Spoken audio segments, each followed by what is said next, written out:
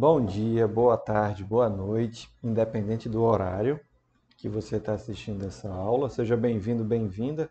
Meu nome é Rodrigo, serei o professor de vocês hoje para essa aula de nivelamento, né, de Sociologia Básica, né, com algumas perguntinhas que a gente tem que se deparar antes da gente iniciar qualquer coisa mais adiante. A sociologia é uma ciência relativamente recente, ela não é uma ciência muito antiga, se a gente comparar com outras disciplinas, outras ciências e outras disciplinas, né?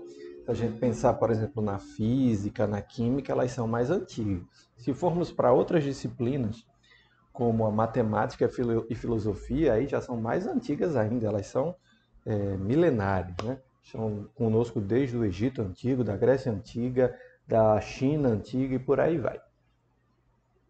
Bom, eu começo a apresentação de hoje com esse conceito da imaginação sociológica.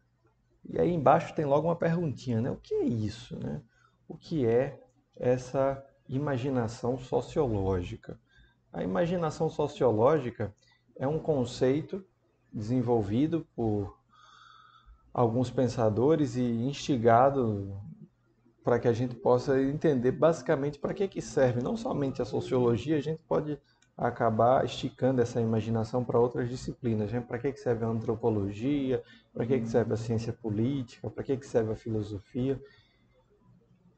Basicamente, para a gente fazer essa perguntinha sobre a imaginação sociológica. E aqui eu dou um exemplo que o Giddens, Anthony Giddens, dá no livro dele, Sociologia, o exemplo da xícara de café.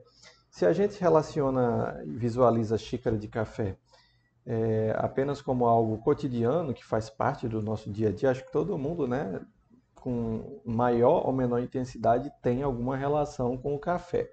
Seja gostando ou não gostando. Faz parte da cultura brasileira, está no nosso dia a dia, está na nossa produção, e muitos vão ver que uma xícara de café pode ser só uma xícara de café, né?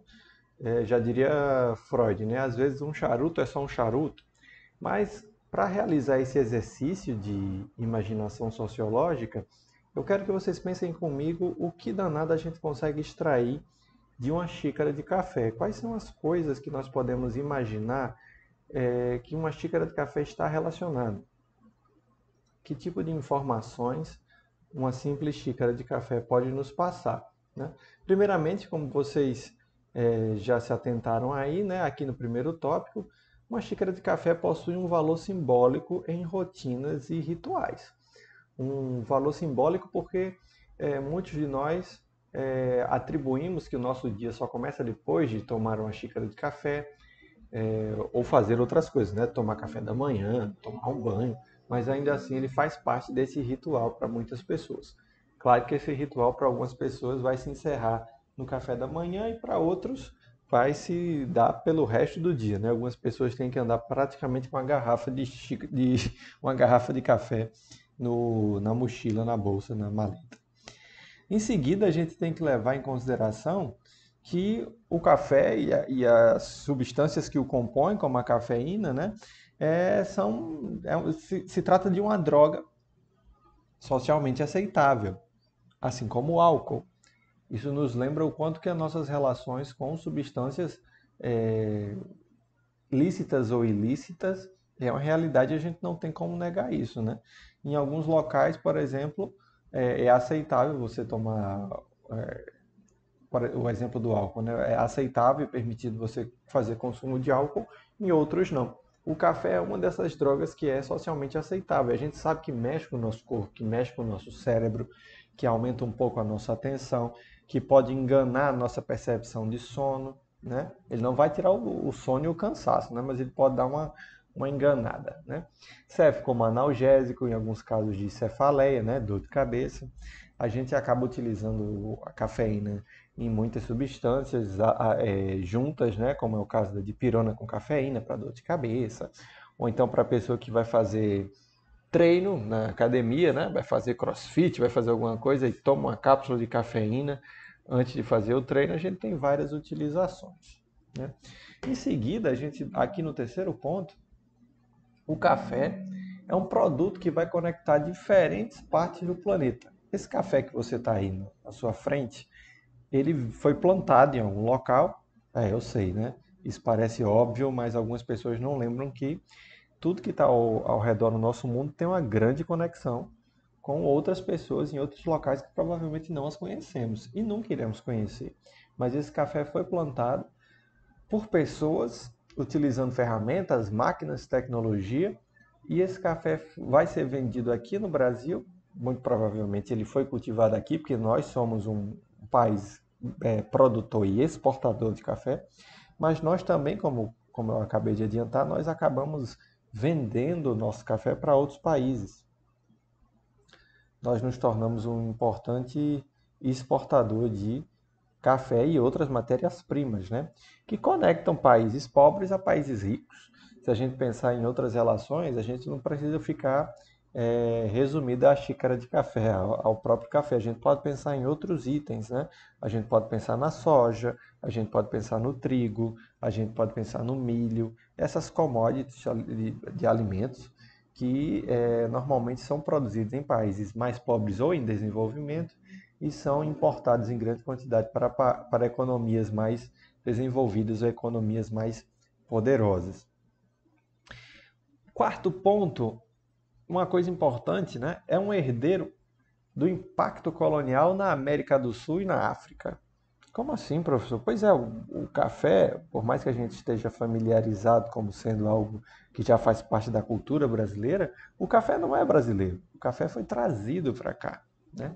O café foi trazido contra a vontade, digamos assim, e cultivado em solo brasileiro, assim como várias outras espécies de plantas e espécies de animais também. Quando a gente pensa na cana-de-açúcar, quando a gente pensa em várias frutas que fazem parte da nossa vida, como manga e outras coisas mais, jaca. Mas eu acho que aí a gente pode concordar que jaca não precisava ter trazido, não, né? Porque é o negócio fedorento.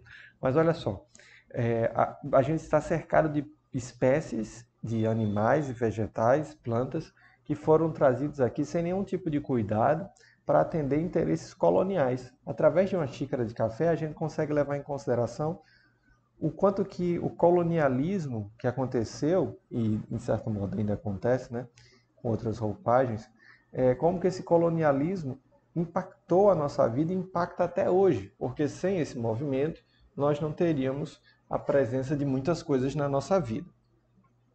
Aqui, quinto ponto, o café está imbuído, ele está repleto, né, ele está submerso nos debates contemporâneos sobre globalização, direitos humanos, conservação do meio ambiente, comércio justo e produção de alimentos sustentáveis. Hoje em dia está muito em voga uma pauta muito importante que é basicamente a sobrevivência da espécie, né? Se nós queremos que nós continuemos sobrevivendo no planeta em que estamos, nós temos que tornar essa produção mais sustentável e que cause menos impacto ambiental. O café não é diferente. O café, assim como cana-de-açúcar e outros produtos, precisam de vastas regiões de terra para serem cultivados, precisam de quantidades enormes de água e, querendo ou não, isso impacta bastante no meio ambiente.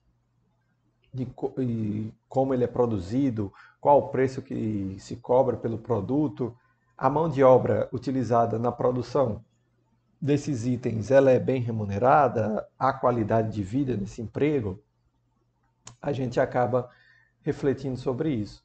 Percebam que a gente conseguiu elencar aqui, ó, 1, 2, 3, 4, 5 pontos, né? 5 pontos que nos conectam com o restante do mundo e a sociedade que nos compõe através de uma simples xícara de café. E a gente ainda poderia, provavelmente, fomentar mais pontos. É isso que a imaginação sociológica busca fazer, né? A imaginação sociológica, como diz aqui no slide, nos permite ver que muitos fatos que parecem dizer respeito apenas ao indivíduo, na verdade refletem questões mais amplas. Essa imaginação sociológica, ela nos permite encarar aquilo que a gente tem como comum, como cotidiano, como simples, como irrelevante, como algo bastante relevante, que tem muito a nos dizer. Muitas vezes a gente não percebe esse tipo de coisa porque nós estamos habituados e acostumados, né? Nós estamos completamente ok, isso aqui já faz parte da minha vida, eu não preciso pensar muito a respeito. E é normal que nós não o façamos, porque se a gente fosse fazer isso o tempo inteiro, a gente provavelmente ia endoidar. Mas vez ou outra faz bem, sim, a gente se perguntar de onde vem, para onde vão as coisas ao nosso redor.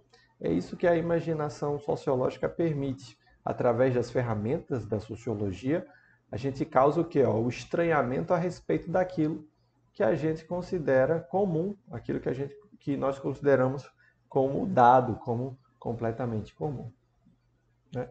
Seguindo adiante aqui na nossa apresentação, é importante lembrar o quanto que nós, seres humanos, apesar de muitas pessoas acharem que isso é um tipo de ofensa, né?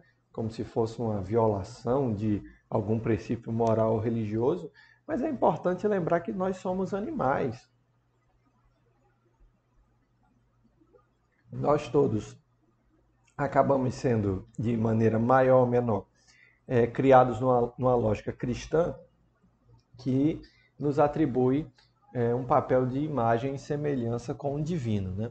Já as ciências naturais, elas vão dizer que, bom, não percebemos nada obrigatoriamente divino na nossa natureza, né? Na verdade, nós somos muito parecidos com outros seres humanos, né? E com outros seres vivos que estão aqui cercando o nosso mundo, né? Nós somos muito semelhantes a eles, embora nós gostemos muito de, algumas vezes, nos achar especiais. Nossos comportamentos, eles refletem consensos e normas que foram estabelecidos antes de nós. Muitas vezes, apenas os reproduzimos. Nós somos animais, nós temos fatores biológicos importantes, mas somos animais sociais, assim como outros seres vivos que também são socialmente desenvolvidos, como é o caso de formiguinhas e abelhas, né? Basta a gente olhar um pouquinho para o nosso dia a dia, o nosso cotidiano, as nossas vidas e perceber que nós estamos sempre reproduzindo normas, né? Que muitas vezes elas foram criadas antes da gente nascer. Nós falamos uma língua que vocês não escolheram falar em nenhum momento, né? Quando vocês nasceram, essa língua já estava pronta. Vocês adotaram um nome que foi dado, vocês não escolheram esse nome, os seus pais, ou responsáveis, deram esse nome para você. Você acredita em coisas que já existiam antes, você se veste de uma determinada maneira, que muitas vezes segue padrões sociais de moda, associados a gênero, a sexualidade, a status e outros padrões. Então, muitas vezes, muitas coisas que você faz no seu dia a dia, você só reproduz o que outros já fizeram. Você aprendeu a ser. Isso é normal, tá, gente? Só que nós não somos totalmente determinados pelo meio social. Ou seja, né, além de outros fatores, como o biológico, que é a herança genética que você carrega dos seus antepassados, né? Assim como o psicológico, pelas suas experiências pessoais, da sua subjetividade, desde a sua primeira infância até os dias de hoje, né? Nós também influenciamos o contexto onde estamos. Isso é importante. Isso é uma coisa que, inclusive, nos difere dos outros seres vivos. Se a gente pensar em outros seres vivos que vivem em sociedade, como é o exemplo das formigas, né, que nós nos deparamos com elas praticamente todos os dias em todos os espaços, as formigas são seres que vivem em sociedade, mas elas não têm capacidade nenhuma de alterar o contorno social em que elas estão inseridas. Por quê? Porque uma vez que a formiguinha nasce operária, ela vai morrer operária. Uma vez que a formiga nasce soldado, ela vai morrer soldado. Uma vez que a formiga nasce rainha, ela morrerá rainha. Então ela não tem capacidade de mudar essa ordem. Isso está determinado biologicamente. Elas só reproduzem e trabalham sem parar em prol da coletividade, né? Em prol do formigueiro. A formiga não fala...